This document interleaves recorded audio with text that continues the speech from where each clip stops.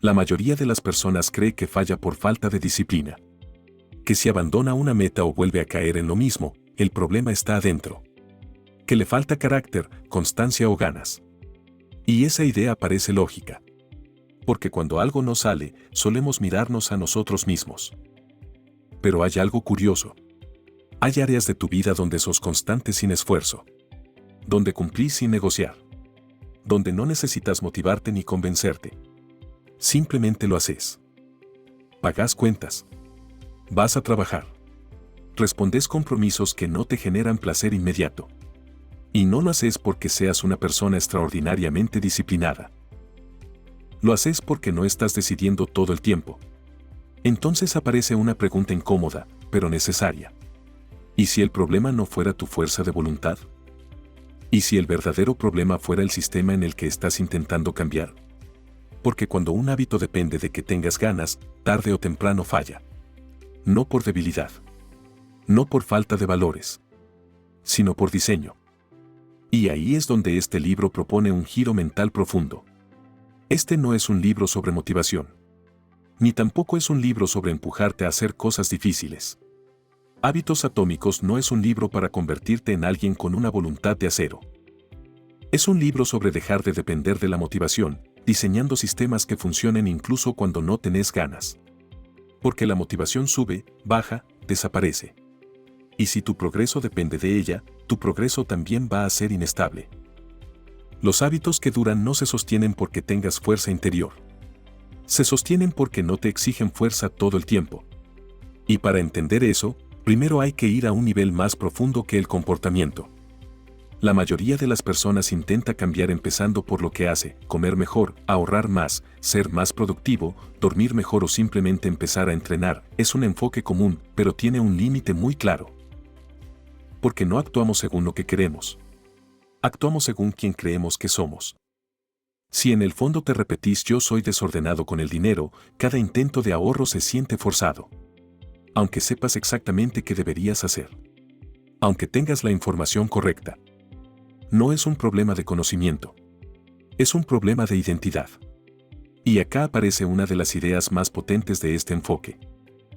Cada acción que repetís es un voto por el tipo de persona en la que te estás convirtiendo. No necesitas unanimidad. No necesitas hacerlo perfecto. No necesitas ganar todos los días. Solo necesitas acumular más votos por la nueva identidad que por la vieja. Una persona no se convierte en ordenada con el dinero porque una vez ahorra. Se convierte en ordenada cuando empieza a verse como alguien que cuida sus decisiones financieras. Y esa percepción no aparece por pensar distinto. Aparece por actuar distinto, de forma repetida. Esto explica por qué tanta gente abandona hábitos que, en teoría, quiere sostener. No porque el hábito sea difícil, sino porque no se reconoce en esa acción. Decir "voy a ahorrar" es una intención. Decir "soy una persona que cuida su dinero" es una identidad. Y las identidades son mucho más estables que las emociones. Un inversor no invierte cuando tiene ganas. Invierte porque eso es coherente con quien es. Una persona organizada no ordena cuando está motivada. Ordena porque el desorden le resulta incoherente con su autoimagen. El hábito no crea la identidad de golpe. La identidad se construye a partir del hábito, repetido. Y cuando el hábito está alineado con quien sos, deja de sentirse como un esfuerzo impuesto. Pasa a sentirse como una confirmación interna. Por eso, uno de los errores más comunes es intentar cambiar el comportamiento sin tocar la narrativa interna. Sin revisar la historia que te contás sobre vos mismo. Cuando te definís pensando: "yo no soy constante. Yo siempre abandono. Yo no sirvo para esto". Cada vez que repetís esa frase, estás votando por esa identidad. Y cada vez que actúas en consecuencia, reforzás ese voto. El cambio real no empieza cuando te motivás. Empieza cuando empezás a acumular evidencia distinta. Otro de los grandes errores al intentar cambiar es obsesionarse con las metas. Quiero bajar 10 kilos. Quiero ahorrar cierta cantidad. Quiero leer tantos libros. Quiero cambiar de vida. Las metas no son malas. Pero tienen un problema estructural: dependen de picos emocionales. Cuando arrancas una meta, estás entusiasmado. Cuando pasa el tiempo y los resultados no llegan, la energía cae. Y ahí es donde la mayoría abandona. No porque no quiera el resultado, sino porque el camino depende demasiado del estado emocional. Este enfoque propone cambiar la lógica.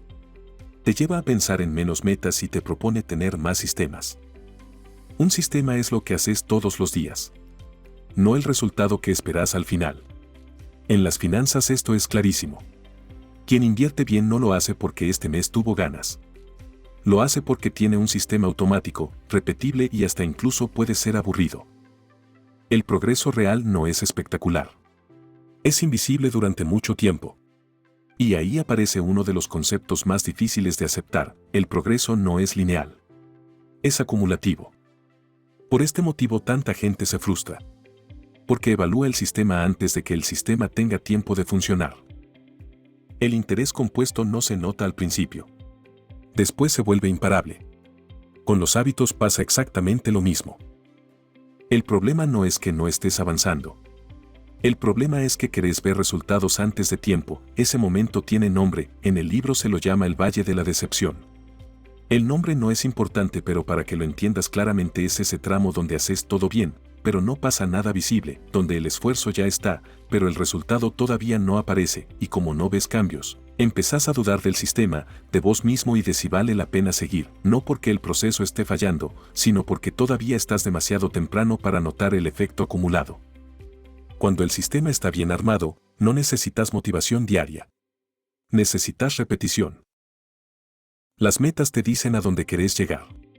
Los sistemas te llevan ahí, incluso cuando estás cansado. Dos personas pueden querer exactamente lo mismo y terminar en lugares completamente distintos, no porque una tenga más disciplina que la otra, sino porque están jugando con sistemas diferentes. Y muchas personas abandonan no porque el sistema no funcione, sino porque nunca llegaron a atravesar ese tramo donde todavía no se ve nada. Ese periodo invisible es donde se construye todo. Y casi nadie lo tolera. Hasta ahora hablamos de identidad y de sistemas. Pero todo eso se pone realmente a prueba en un momento muy concreto, cuando estás cansado. Cuando el día fue largo. Cuando la cabeza está llena. Cuando no tenés margen mental para pensar demasiado. Ahí no gana la intención. Gana el contexto. En esos momentos, no solemos elegir lo que sabemos que es mejor a largo plazo. Elegimos lo que está más cerca, lo que requiere menos pasos, lo que no nos obliga a frenar y decidir. Pensemos en un día común. No en uno ideal, sino en un día normal. Llegás cansado, con la cabeza en otra cosa, y tenés que decidir qué hacer con tu tiempo, con tu energía o con tu plata. En ese instante no estás evaluando escenarios a largo plazo. Estás buscando alivio inmediato. Algo que no te exija pensar demasiado. Y ahí es donde el entorno empieza a inclinar la balanza. Si la decisión correcta requiere frenar, abrir otra app, hacer un cálculo o postergar una recompensa, queda en desventaja frente a la opción más simple. No porque esa opción sea mejor, sino porque es la que menos resistencia ofrece en ese momento. No es algo excepcional. Es algo humano. Nuestro cerebro está preparado para ahorrar energía. Cuando puede evitar un esfuerzo innecesario, lo hace. Y si el entorno no está armado con cuidado, ese mecanismo automático empieza a decidir por nosotros. Por eso, cuando una acción es sencilla, tiende a repetirse. Y cuando se vuelve incómoda, suele postergarse. Esto explica muchas situaciones que solemos interpretar mal. Por ejemplo, ¿por qué alguien puede sostener un hábito durante unos días y después abandonarlo sin entender bien qué cambió? ¿O por qué una decisión que parecía clara al principio se vuelve difusa con el paso del tiempo? La intención sigue ahí. Lo que cambió fue el escenario. Cuando el contexto empuja en contra, la voluntad queda sola. Y la voluntad no aguanta indefinidamente. Por eso, una de las ideas más valiosas de este enfoque es entender que, si querés que un hábito se sostenga, el entorno tiene que acompañar. No hace falta que todo sea perfecto. Pero sí que el camino correcto no sea siempre el más difícil. Cuando el entorno está bien pensado, ciertas tentaciones pierden fuerza, dejas de tomar decisiones innecesarias todo el tiempo y el buen hábito aparece con más naturalidad. No porque estés más motivado, sino porque el esfuerzo dejó de ser constante. En ese punto, el hábito deja de vivirse como una pelea interna. se vive como algo coherente. En igualdad de condiciones, las personas solemos elegir lo que resulta más fácil en ese momento. No lo más abstracto. No lo más beneficioso a largo plazo. Sino lo que fluye sin fricción. Esto se vuelve muy evidente cuando lo llevamos al terreno del dinero. Gastar suele ser inmediato. Ahorrar requiere más pasos. Invertir exige todavía un poco más de atención. Cuando una decisión correcta demanda demasiada energía mental, tarde o temprano se posterga. En cambio, cuando el camino está despejado, la repetición aparece casi sola.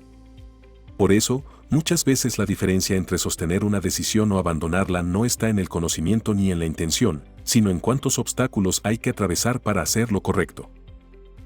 En ese punto cambia la pregunta. Ya no se trata de cuánta fuerza tenés. Se trata de cómo está armado el escenario en el que tomás decisiones. De si el contexto te empuja o te frena. De si el sistema te acompaña o te exige estar alerta todo el tiempo. Y de si las decisiones importantes aparecen solo cuando estás concentrado, o también cuando estás cansado y con la cabeza en otra cosa. Cuando entendés esto, se cae una carga innecesaria. Ya no hace falta exigirte más ni empujarte al límite. La clave pasa por otra cosa, empezar a armar mejor el entorno en el que vivís, las rutinas que se repiten y las decisiones que terminan ocurriendo casi en automático. Cuando el cambio depende únicamente de tu estado de ánimo, es frágil. Cuando depende de una estructura bien pensada, es mucho más estable. Y ahí ocurre algo interesante. El cambio deja de sentirse épico. Deja de depender de momentos de inspiración. Empieza a sostenerse incluso en días comunes. Incluso en días malos. Tal vez la pregunta nunca fue por qué cuesta tanto ser disciplinado. Tal vez el problema fue poner demasiado peso en algo que no es confiable. Cuando entendés que no necesitas más fuerza, sino mejores sistemas, dejas de pelear contra vos mismo. Y cuando dejas de pelear, el cambio deja de ser una promesa lejana. Empieza a ser una consecuencia natural de cómo está armada tu vida. Cada decisión diaria parece pequeña. Pero acumulada, construye identidad. Cada hábito parece insignificante. Pero repetido, define una dirección. Y cuando empezás a pensar en términos de estructura, de contexto y de largo plazo, entras en otro juego. Uno más silencioso. Más estable. Y mucho más difícil de romper. Si querés profundizar de verdad en las ideas, bajar a los matices y ver cómo se aplican cuando las decisiones ya no son pequeñas, te dejamos el acceso a la versión extendida. Y si lo que buscas es introducir a alguien en estas ideas de forma simple y directa, también tenés disponible la versión en 5 minutos. Gracias por pensar con nosotros, nos vemos en el próximo episodio.